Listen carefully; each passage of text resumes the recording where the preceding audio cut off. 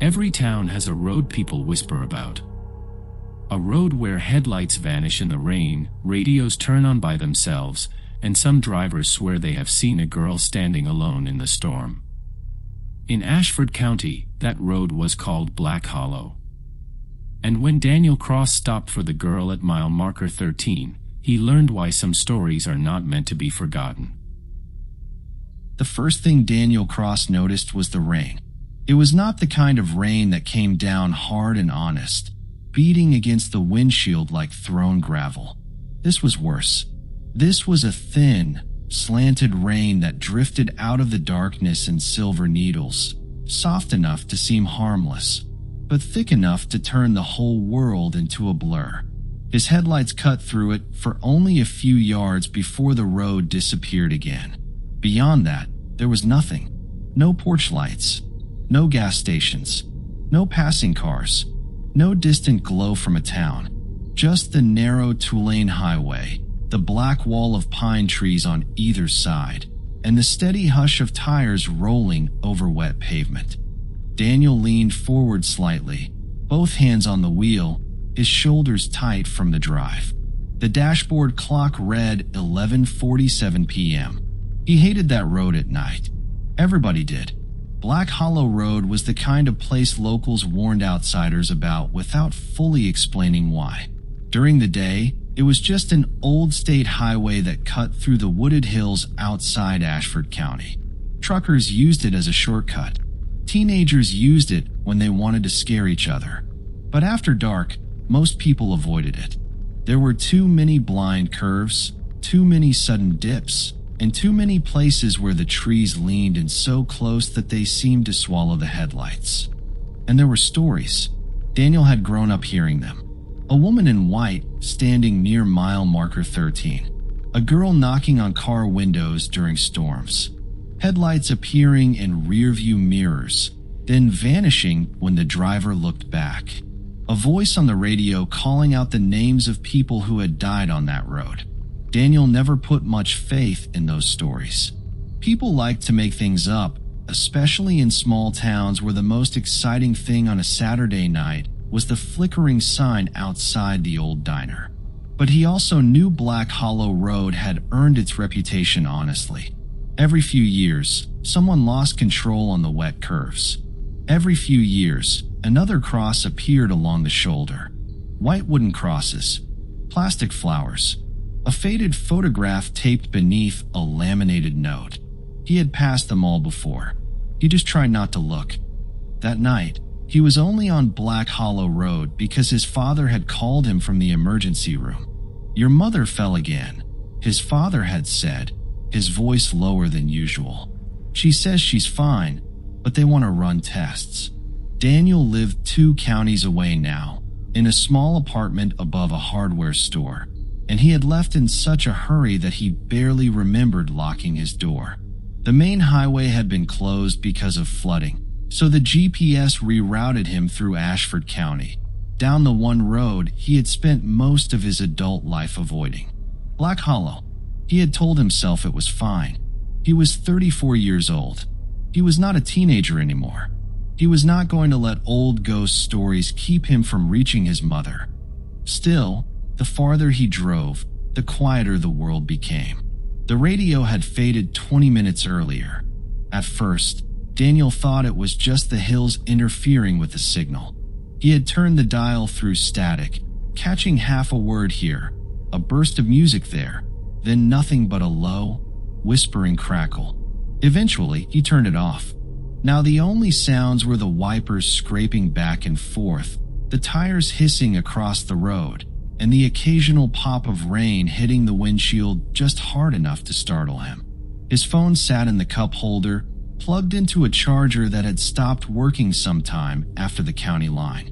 The screen showed no service. "Of course," Daniel muttered.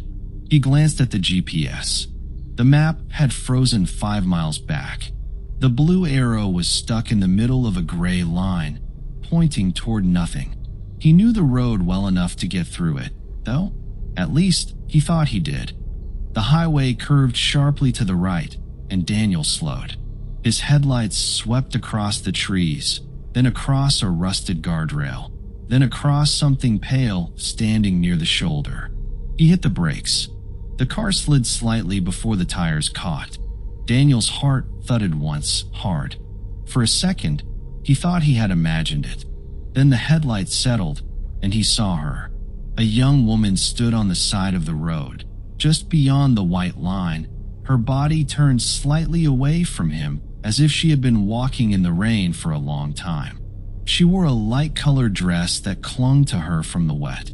It looked old-fashioned, not antique exactly, but not modern either. Her hair hung dark and heavy around her face. One arm was wrapped around herself. The other hung at her side. Daniel stared through the windshield, hardly breathing. The rational part of him woke up first. She was real. She had to be. Somebody had broken down. Somebody had been walking alone in the storm. Maybe she had been in an accident. Maybe she was hurt. He looked around for a car, but there was nothing. No hazard lights. No taillights glowing in the trees. No broken glass in the road. Just the woman. She slowly turned her head toward him. Daniel felt a chill rise along the back of his neck. Her face was pale, but not frightening. She looked young, maybe in her early 20s. Her eyes were large and dark, and there was something lost in them. Something dazed, like a person waking up in a place they did not recognize. Daniel sat there for 3 full seconds, his foot pressed on the brake. Then he cursed under his breath, put the car in park, and lowered the passenger window halfway. Rain blew into the car. "Hey," he called. "Are you okay?" The woman looked at him without answering. "Do you need help?" For a moment, she did not move. Then she stepped closer. Daniel's grip tightened on the steering wheel. He did not like this. Everything about it felt wrong. A woman alone on Black Hollow Road near midnight in the rain? No phone. No car? But what was he supposed to do? Drive away and leave her? She leaned toward the open window. Her voice was soft when she spoke, almost too soft to hear over the rain. "Can you take me home?" Daniel swallowed. "Where's home?" She looked down the road behind him, toward the deeper darkness. "Not far." That was not an answer. Daniel hesitated. "Were you in an accident?" Her eyes shifted back to him. "I need to get home." The rain ran down her hair and across her cheeks, but she did not wipe it away. She did not shiver. That bothered him more than it should have. "What's your name?" Daniel asked. The woman blinked slowly. "Clara." Daniel looked again at the empty road. He could hear his own pulse in his ears. "Clara, do you have a phone? Is there somebody I can call?" "No service here," she said. The way she said it made his stomach tighten. Not annoyed, not surprised, just certain. Daniel glanced at his own dead phone. She was right. He unlocked the doors. "Okay," he said. "Get in. I'll take you to the nearest house or station, wherever you need to go." Clara opened the passenger door slowly. The dome light came on, filling the car with a weak yellow glow. For a brief moment, Daniel saw her more clearly. Her dress was pale blue, not white, though the rain had washed most of the color out of it. There was a small rip near the sleeve. Her shoes were flat and muddy, the kind someone might wear to a summer dance or a church gathering years ago. She slid into the seat carefully and closed the door. The temperature in the car dropped instantly. Daniel felt it like someone had opened a freezer beside him. He reached for the heat and turned it higher. "You're soaked," he said. "There's a jacket in the back if you want it." "No, thank you." Her voice was polite, gentle even. Daniel shifted back into drive. "Where am I taking you?" Clara stared out the windshield. "Keep going. I'll tell you when to turn." Daniel did not like that either, but he pulled onto the road. For a while, they drove in silence. The wipers dragged across the glass. The headlights rolled over wet asphalt. The trees leaned close, black and shining with rain. Daniel kept glancing at her from the corner of his eye. Clara sat very still. Her hands rested in her lap. She did not look around the car. She did not ask his name. She did not explain how she had ended up there. Her wet hair dripped onto the seat, but she seemed unaware of it. Daniel cleared his throat. "I'm Daniel, by the way." She turned her head slightly. "I know." His eyes flicked to her. "You know?" Clara's expression did not change. "I mean, thank you, Daniel." He forced a small laugh, though nothing felt funny. "Sure." Another minute passed. "You from around here?" he asked. "Yes." "Ashford, near it. Do your parents know you're out here?" At that, something changed in her face. It was subtle, but Daniel saw it. A shadow passed behind her eyes. "My father will be waiting." Daniel softened a little. "All right, we'll get you there." The road dipped, and the car rolled through a shallow wash of rainwater. The tires hissed. Daniel slowed even more. "You really shouldn't be walking out here alone," he said. "Not at night. Not in this weather." Clara looked out the side window, though there was nothing to see but trees. "I wasn't supposed to be walking." Daniel waited for her to explain. She did not. He looked down at the dashboard clock. 11:52 p.m. Then the radio clicked on by itself. Static filled the car. Daniel jerked his eyes toward it. The display glowed, though he knew he had turned it off. The sound was low at first, then rose into a dry crackle. He reached forward and pressed the power button. The static continued. A voice came through. Not clearly, not fully. A woman's voice, distant and broken, as if speaking from the bottom of a well. "Don't leave," Daniel froze. Clara closed her eyes. The voice dissolved into static. Daniel pressed the power button again, harder this time. The radio went silent. He stared at it. That's never happened before. Clara opened her eyes. "It happens here." Daniel looked at her, waiting for some sign that she was joking. She was not. "What does that mean?" he asked. Clara did not answer. The car moved deeper into the road's darkest stretch. Daniel knew this part. The locals called it the Hollow because the highway dropped between two wooded ridges, and even in daylight, sunlight barely reached the pavement. At night, it felt like driving through a tunnel made of trees. The rain thickened. Daniel's headlights caught a road sign, its reflective surface flashing bright and vanishing. Mile 11. He frowned. That was strange. He thought he had already passed mile marker 11 several minutes ago. Maybe he had misread it. Clara sat quietly beside him. "Your father's house," Daniel said. "Is it off this road?" "Yes." "What's the turn?" "After the bridge." Daniel exhaled slowly. The bridge. There was an old bridge 2 miles ahead, a narrow concrete span over Black Hollow Creek. When Daniel was a kid, his older cousin had told him that if you parked on the bridge at midnight and turned off your headlights, you could hear someone crying beneath it. Daniel had never tested that story. He had no plans to start now. "You know," he said, trying to keep his voice casual, "I grew up near here. I don't remember many houses after the bridge. There used to be more. Used to be." The words seemed to settle in the car. Daniel looked at her again. "How old are you, Clara?" She turned toward him. For the first time, she smiled. It was a small, sad smile. "Older than I look." Daniel did not speak after that. The road curved again. He slowed. A pair of headlights appeared behind him. Daniel noticed them in the rearview mirror and felt unexpected relief. Another car. Another living person on this road. The lights were far back at first, dim through the rain. Then they grew brighter. Fast. Too fast. Daniel's eyes moved between the road and the mirror. "Someone's in a hurry," he muttered. Clara's face tightened. "Don't let him pass." Daniel glanced at her. "What?" "Don't let him pass you." The headlights behind them drew closer, brightening until the inside of Daniel's car filled with white glare. Daniel squinted and adjusted the mirror. "Probably some idiot truck," he said. "I'll let him go around." "No," Clara's voice sharpened. "Please." The fear in her voice was the first human thing Daniel had heard from her. He looked back at the road. The car behind them rode close now, so close Daniel could no longer see its hood, only the blinding headlights. He felt the pressure of it, the aggression, the impatience. There was nowhere to pull over safely. The shoulder was narrow, soft with mud, and beyond it the land dropped into a drainage ditch. The engine behind him revved. Daniel's hands tightened on the wheel. "What is he doing?" Clara whispered. "He always does this." Daniel's mouth went dry.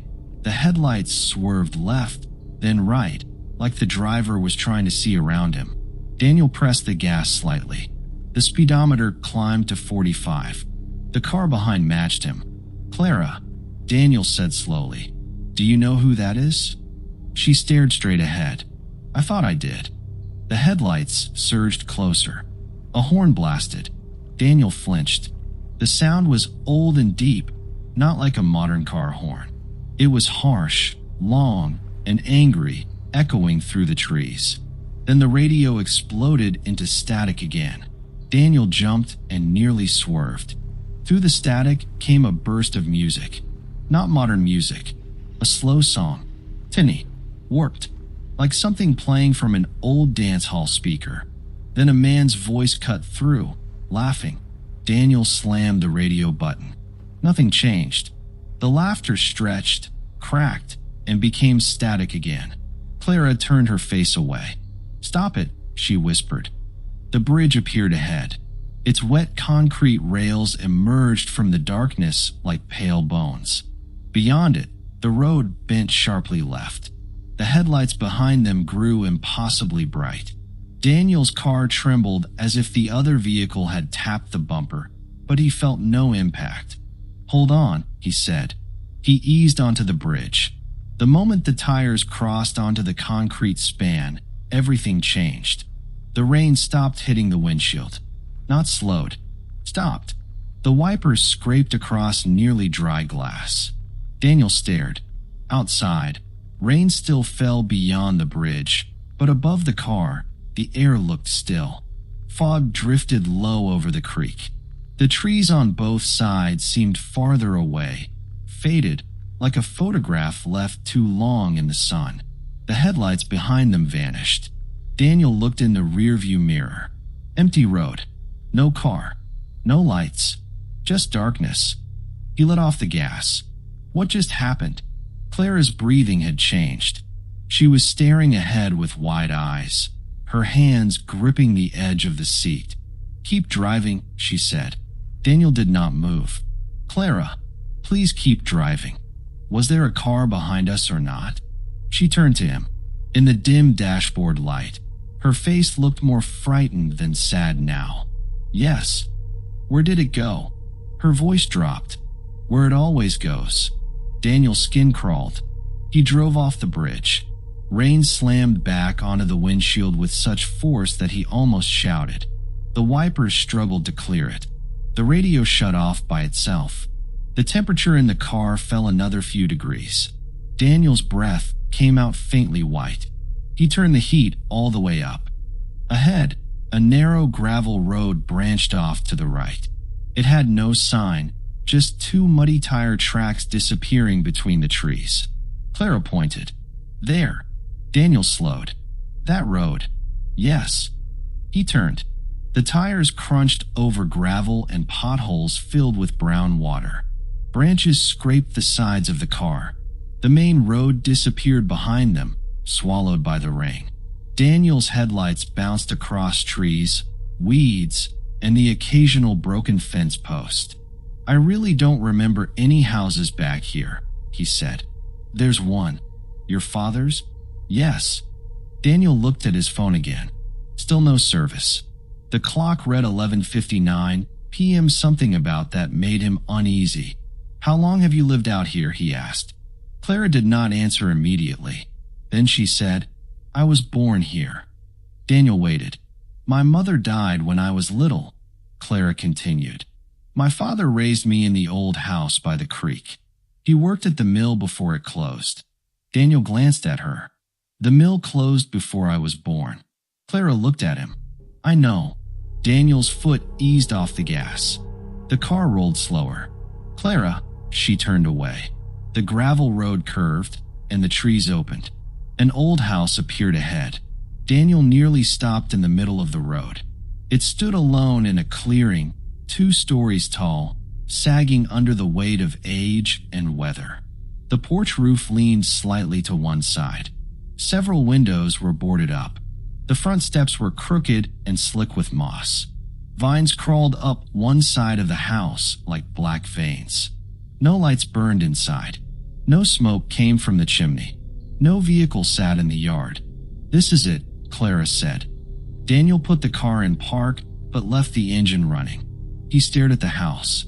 "Clara, nobody lives here. My father does. I'm sorry, but this house looks abandoned." She reached for the door handle. Daniel grabbed her wrist without thinking. Her skin was ice cold. He let go instantly. She looked down at where he had touched her. "I'm sorry," he said.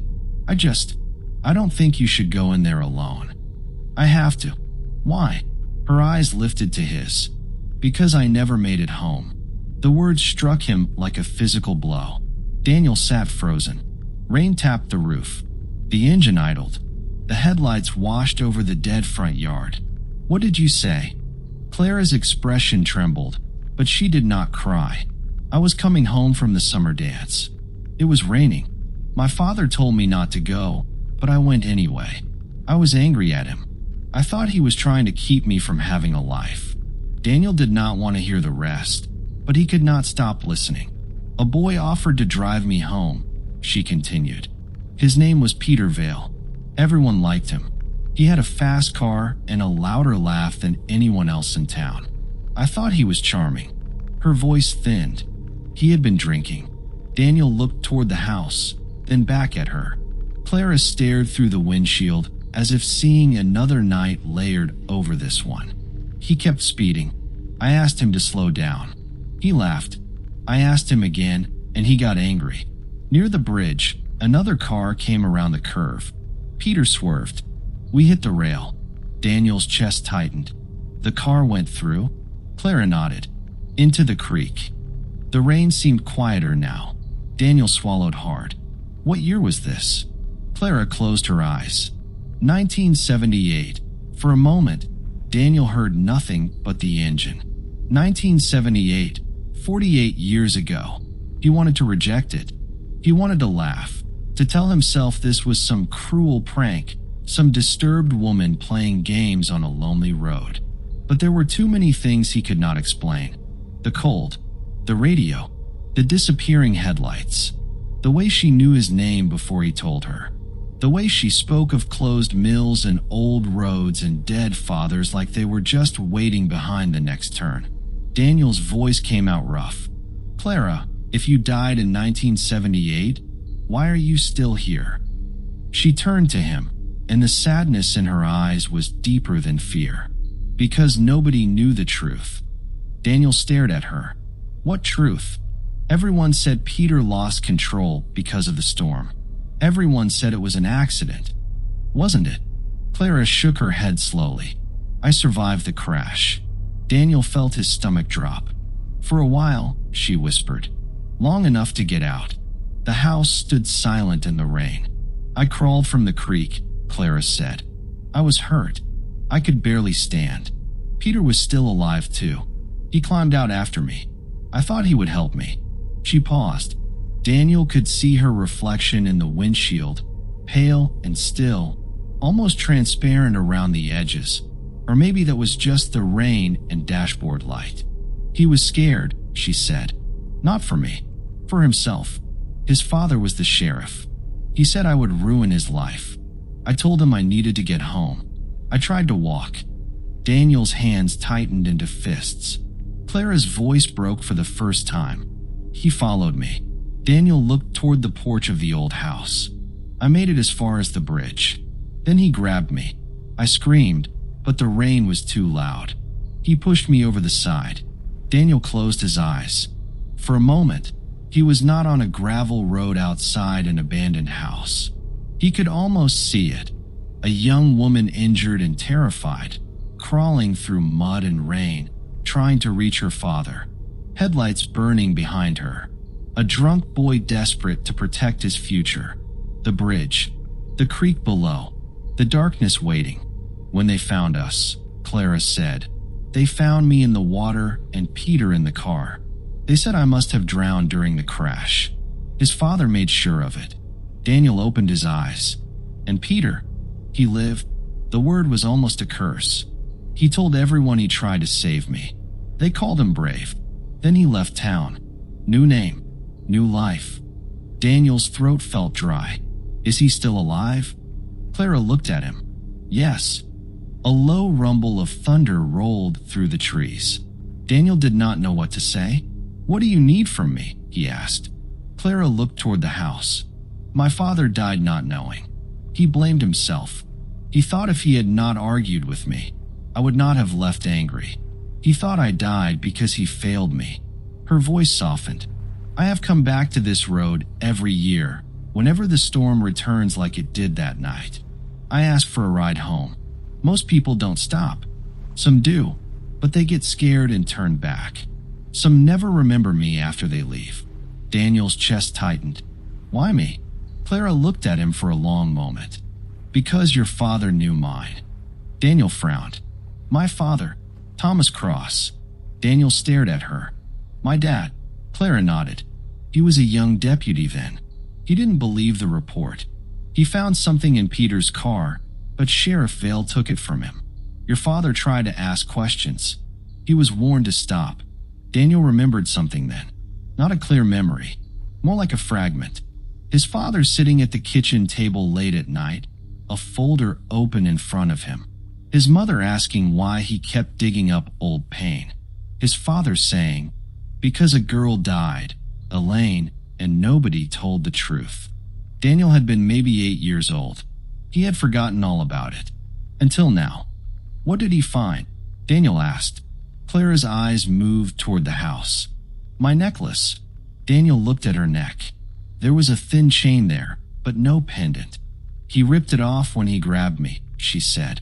It was found under the seat in Peter's car, not near the creek, not on my body. Your father knew that meant I had been inside the car after the crash, then outside, then attacked. He wrote it down. He kept notes. Daniel's mind raced.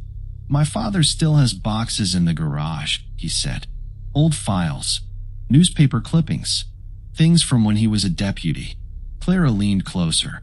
You have to find the box. Why now? Because Peter Vale came back. Daniel went still. He came back. He is dying, Clara said. Sick. Old. But not sorry. He came back to Ashford 3 nights ago. He wants to buy the old land and tear everything down. The house. The bridge. The place where it happened. If he does, what's left of the truth will be buried. Daniel heard the rain strike the roof harder. What truth is left? Clara looked at the house again. My father kept a diary. Daniel followed her gaze.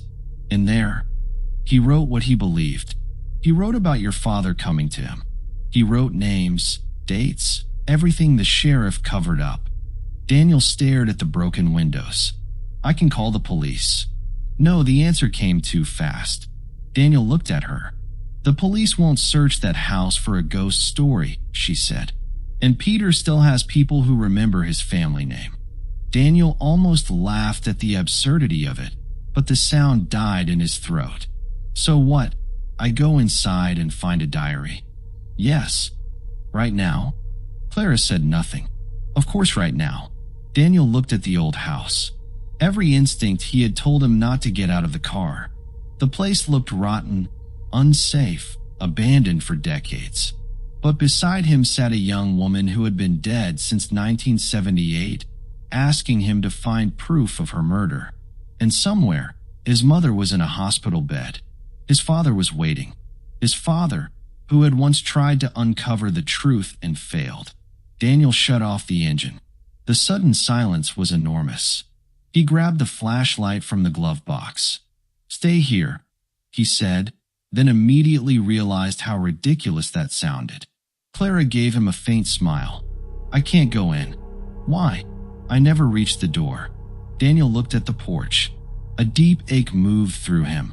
"All right," he said softly. "I'll go." He stepped out into the rain. Cold soaked through his jacket within seconds. Mud pulled at his shoes as he crossed the yard. The house loomed above him, taller now, darker now. The porch steps creaked under his weight, and the sound seemed too loud in the night. He shone the flashlight over the front door. The wood was swollen, cracked, and hanging slightly open. Daniel pushed it. The door groaned inward. The smell hit him first. Mold, rot, old wood, wet leaves, the stale, airless scent of a place that had been closed up for years. He stepped inside. The beam of his flashlight moved across peeling wallpaper, a collapsed coat rack, a staircase rising into darkness, and framed photographs hanging crooked along the wall. Most were too faded to make out, but one caught his attention. A man with tired eyes standing beside a young girl in a blue dress. Clara. Daniel's breath caught. He moved closer. In the photograph, she was smiling. Truly smiling. Not the sad, distant expression she wore in his car, but a bright, open smile, full of life and expectation. Her father had one hand on her shoulder, proud and protective. Daniel looked away. "Diary," he whispered. Where would he keep a diary? The house answered with a creak above him. Daniel froze. The sound came again. A slow footstep. Then another. He lifted the flashlight toward the ceiling. "Hello." No answer. He told himself old houses made noises. Rain, wind, settling beams. That was all. Then something dragged across the floor upstairs. Daniel backed toward the door. From outside, through the rain, he heard Clara's voice. "Daniel." He turned. She stood in front of his car, still beyond the porch steps, unable to come closer. Her face was filled with terror. "Don't let him see you." Daniel's blood went cold. "Who?" The answer came from behind him. A man's voice, low and rough. "You shouldn't be here." Daniel spun. His flashlight landed on the staircase. A figure stood halfway down. An old man. He wore a dark raincoat though he was inside the house. His face was gaunt, his cheeks sunken, his eyes bright with a feverish intensity. His gray hair lay flat against his skull, damp as if he had walked through the storm. Daniel could not move. The old man gripped the banister. "You're Thomas Cross's boy," the man said. Daniel's pulse hammered. "Peter Vale." The old man's mouth twisted. "So she found you." Daniel's flashlight shook. "What are you doing here?" "Same thing you are," Peter said. "Looking for old paper." Daniel understood then. Peter had not come because of Clara. He had come because, after all these years, he was still afraid of what might be hidden in that house. The old man's breathing was labored, but there was still something dangerous in him. Something that had not aged. Something that had been born on that bridge and lived inside him ever since. "You killed her," Daniel said. Peter's eyes hardened. "She was going to ruin me." She was hurt. She was alive, Peter snapped. That was the problem. Daniel felt anger rise in him, hot enough to push back the fear. "You let her father die believing it was his fault." Peter descended another step. "Her father was a broken man before she died. I just let people believe what made sense. You murdered her." Peter smiled without warmth. "And who will believe you?" The question hung between them. Rain beat against the roof. Daniel had no answer. Peter reached into his coat pocket. Daniel saw the dull black shape of a pistol. He turned and ran. The shot cracked through the house, deafening in the enclosed space. Wood splintered beside his head. Daniel slammed into the front door frame and stumbled onto the porch. "Run!" Clara screamed. Daniel jumped from the porch steps, slipped in the mud, caught himself, and sprinted toward the car. Another shot rang out. The rear window exploded. Glass burst across the back seat. Daniel dove behind the hood as Peter emerged onto the porch, pistol raised in both shaking hands. "You should have kept driving," Peter shouted. Clara stood between them. Not beside the car now, between Daniel and the porch. Her dress no longer looked pale blue.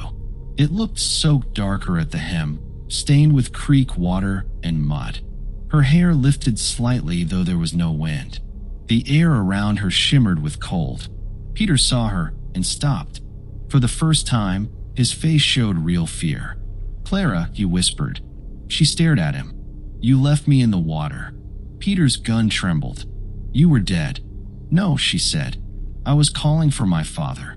Peter shook his head. "I was 17. You were old enough to know mercy." His mouth opened, but no words came. Then the sound came again. Headlights. Daniel looked toward the gravel road. A car was coming. No, not a car.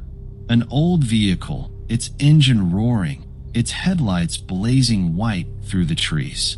Peter turned toward the sound, and his face collapsed in horror. "No," he said. "No, no, no." The headlights swung into the clearing. Daniel could not make out the vehicle behind them.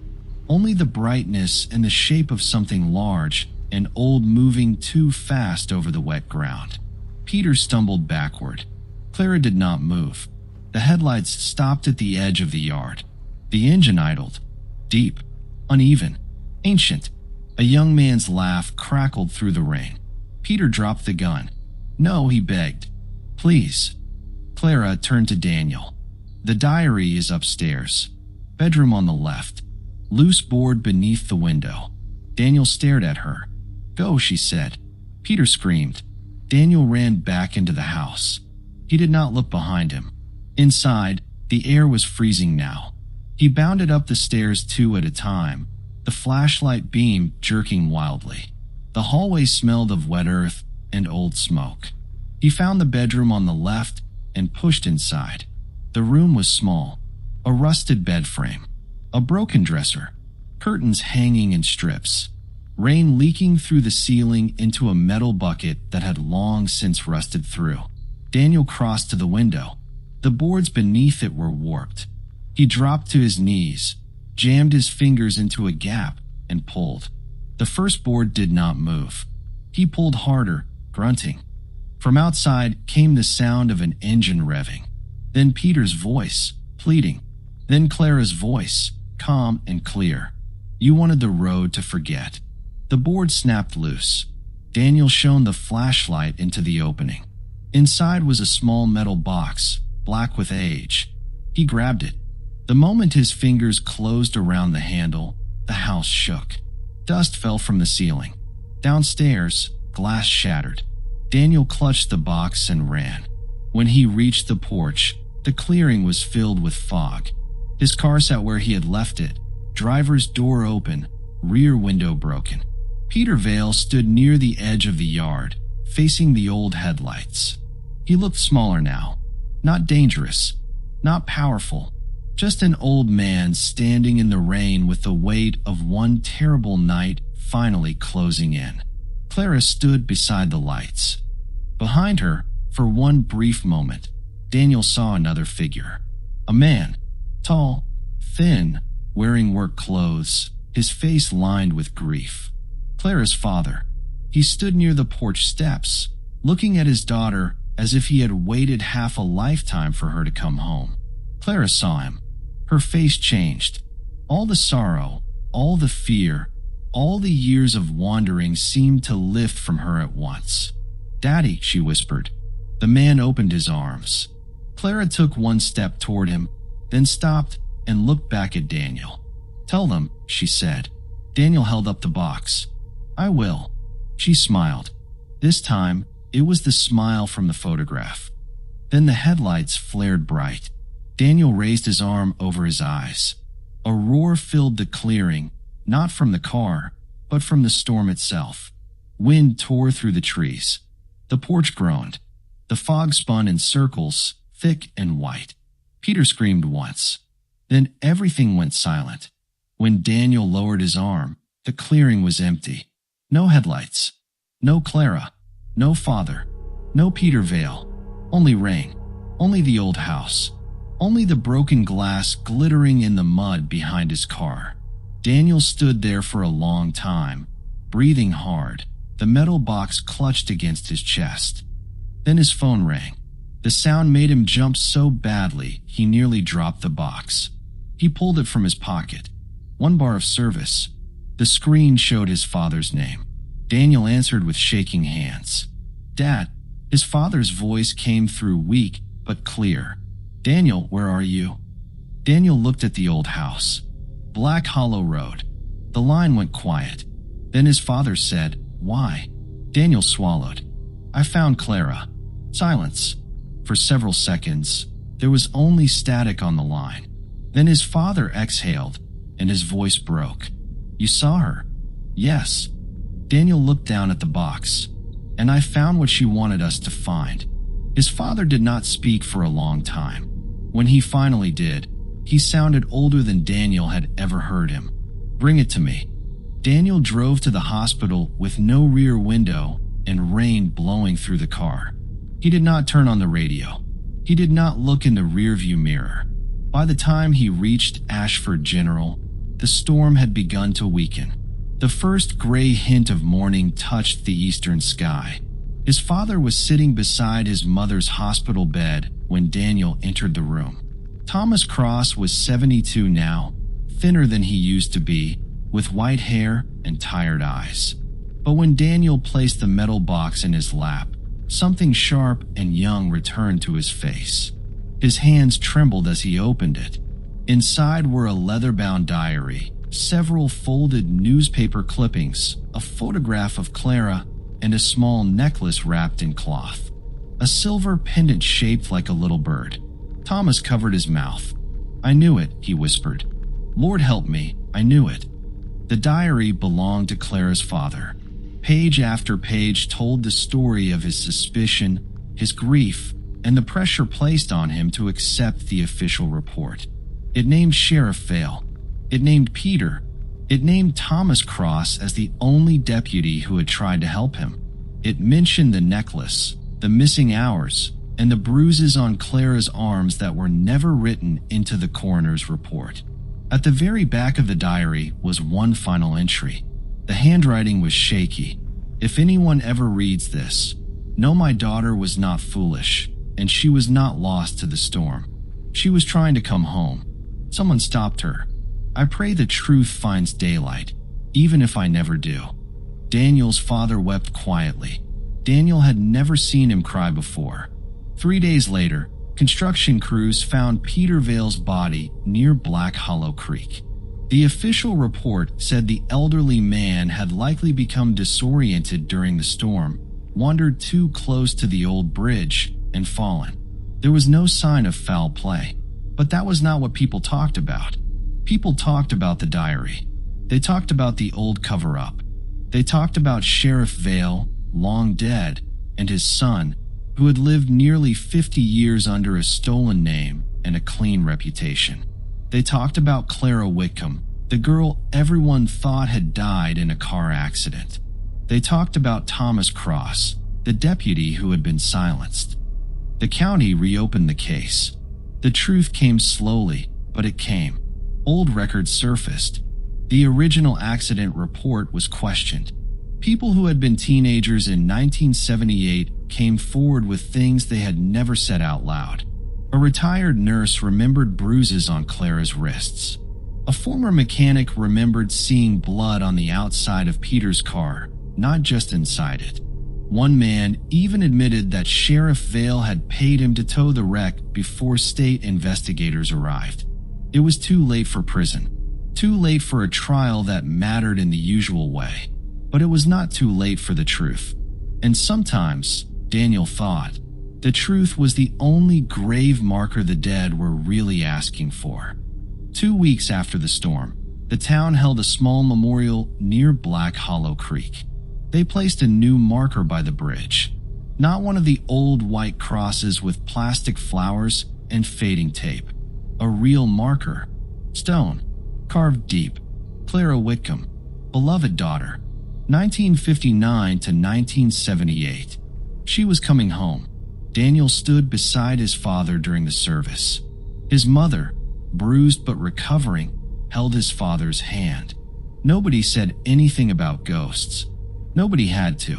As the sun lowered behind the trees, Daniel looked down the road.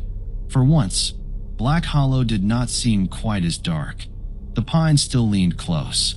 The bridge still looked old. The creek still moved quietly beneath it. But something had changed. A burden had lifted from the place. That night, Daniel drove home alone. He almost took the main highway, but at the last moment, he turned onto Black Hollow Road. The sky was clear.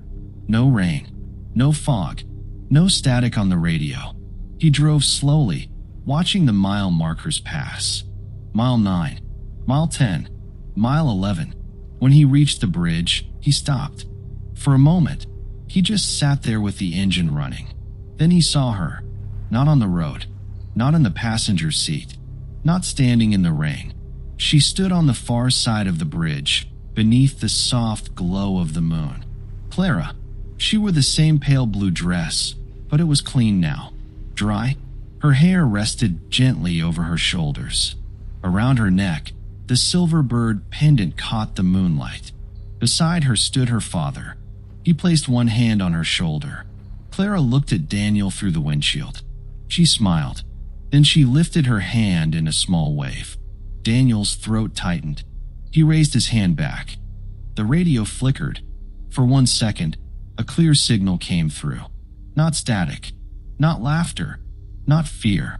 A woman's voice, soft and peaceful, said, "Thank you." Then the bridge was empty. Daniel sat there until the radio went quiet again. Then he drove on. Years later, people still told stories about Black Hollow Road, but the stories had changed. They no longer spoke of a girl wandering in the storm, asking strangers to take her home. They no longer spoke of headlights chasing cars near the bridge. They no longer heard crying beneath the concrete span at midnight. But every now and then, when the rain fell softly and the road shone black beneath the sky, a driver would pass mile marker 13 and see something pale near the shoulder. Not a woman, not a ghost, just a silver glimmer in the dark, like the wing of a small bird catching the light. And those who saw it always said the same thing. For the rest of the drive, they felt strangely safe, as if someone on that lonely road was finally at peace, watching over everyone still trying to make it home. Then, just as the trees began to thin and the first lights of town appeared ahead, their radios would sometimes flicker with static. Only for a second, only long enough for a soft voice to whisper, "Drive safe. You're almost home."